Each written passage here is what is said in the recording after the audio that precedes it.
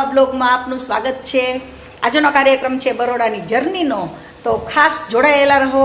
Baroda journey એ અમારો એક special એક આનંદનો વિષય છે, તો એના માટે થઈને અમે આજે તમારો ખાસ સ્પેશિયલ બ્લોગ બનાવવાના છીએ અને રસ્તામાં જે એન્જોય કરીએ છીએ એ અને બરોડાના પણ પછીના બ્લોગ હવે બનાવતા રહેશું। તો વેલકમ ગાઈઝ, જોડાયેલા રહો। મળવાનું છે આ જો ફાઇનલ તૈયારી થઈ ગઈ છે। હવે આ બધું ભરવાનું છે, આ બધું બહાર કાઢી રાખ્યું છે।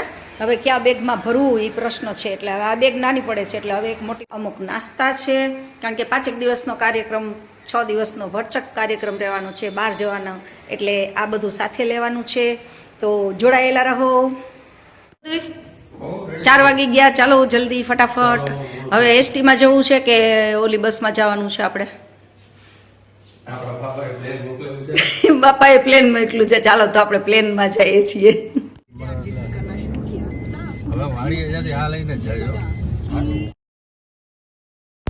મુસાફરી અત્યંત રસનો વિષય છે, ચાહે એ રેલવેની હોય, બસની હોય કે પ્લેનની હોય।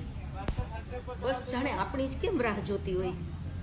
બારી બાજુની સરસ મજાની સીટે મળી ગઈ, બસે મળી ગઈ, અને એ પાછી રિઝર્વેશન વગર। હવે બહારના દ્રશ્યો એને મોજથી જોયા કરશું।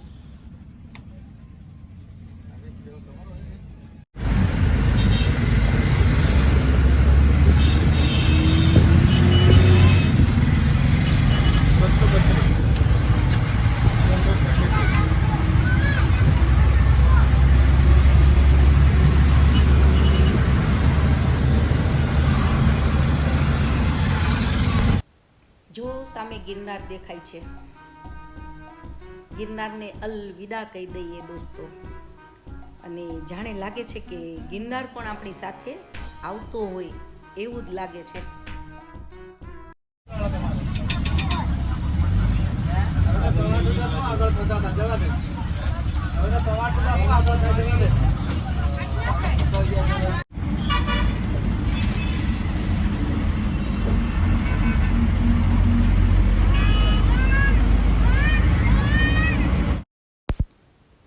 ઇન્દિરા સર્કલ સુધીની લોકલ રિક્ષાની મુસાફરીનો આનંદ।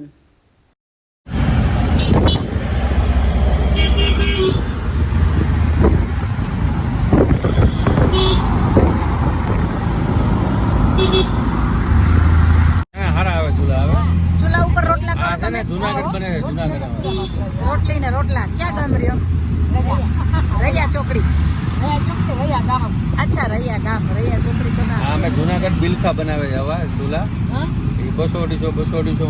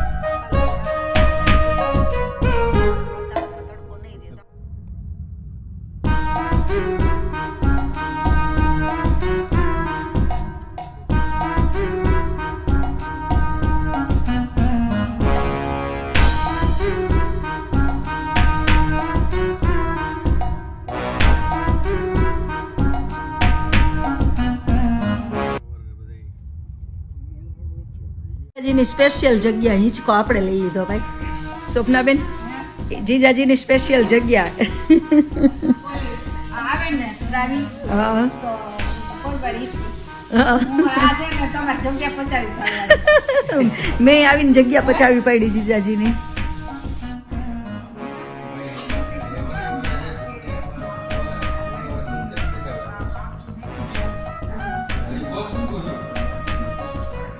શું બનાવો શોભનાબેન? વાહ, આવીને શોભનાબેનની હાથની ચા. બસમાં આવ્યા એનો થાક ઉતરી જશે શોભનાબેન. આ તો પીવી જ પડે. આપણે ચા તો આવતા રહે જ જોઈએ શોભનાબેન.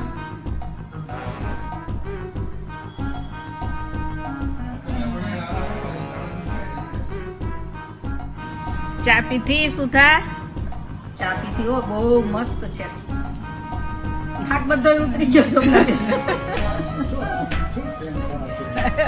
એને તો પૂછાય જ નહીં જીજાજી, કોઈ દિવસ ચા સારી બની ને એમ તો કે જ નહીં. હાચકી આપણે શું હોય તો કહેવાય. હા, કાંઈ વાંધો નહીં. બહારની હારી હોય ને બહાર પીવાની. બહાર પીવાય. ઘરે પીવાય જ નહીં. હારી ન હોય તો થોડી પીવાય. ઘરે ચા પીવાય જ નહીં જીજાજી, તો બહાર જ હોય. વખાણ કરી તો એમ ને ચા પાય બોલો.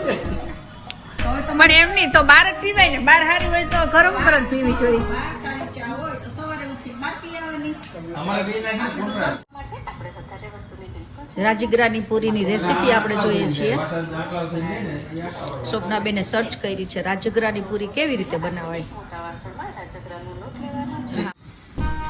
રાજગરાની પૂરી, દૂધ પાક, શક્કરિયા, વેફર, બહુ બધા નાખ્યું.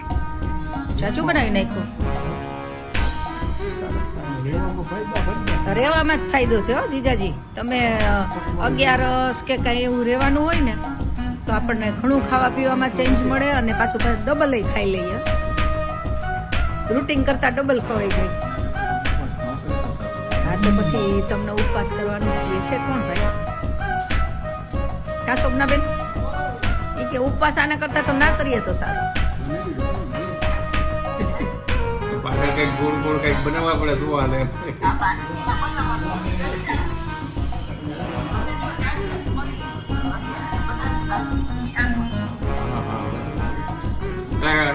એટલે કાલ તો પછી તમે જ નહીં નીકળો ને?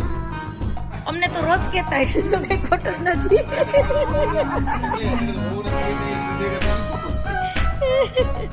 એમાં કઈ ખોટું જ નથી. આ પેપરમાં આપે એ ખોટું જ કહેવાય. હવે એ તો હવે સામાન્ય છે. હા, એ તો રોજ રોજ ટોકે ભાઈ. તો સાસુ ન ટોકે. એમ નહીં, હું સાસુ એફઆઈઆર કરી હતી. ગરમી તો છે હો કૃષ્ણ. તમારે બેંગ્લોરમાં ઓછી હોય અમારે કરતા.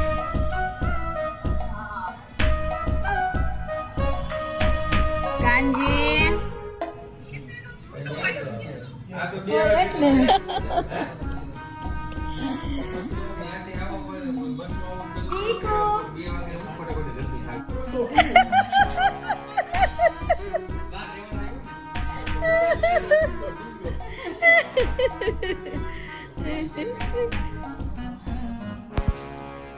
સવારના વાગ્યા છે 4:45 અને રેડી થઈને જવાનું છે બરોડા. અને ત્યાં પણ સિસ્ટર સંગીતા છે. 3 દિવસનો તેના ફાર્મ પરનો કાર્યક્રમ છે. સાથે સાથે સ્ટેચ્યુ યુનિટીનો પણ કાર્યક્રમ છે. પપ્પા જોડે પિયર પક્ષનો ફેમિલી વિથ કાર્યક્રમ. તો બને રહીએ, તેના વિડીયો પણ આપણે બનાવતા રહેશું. Welcome guys.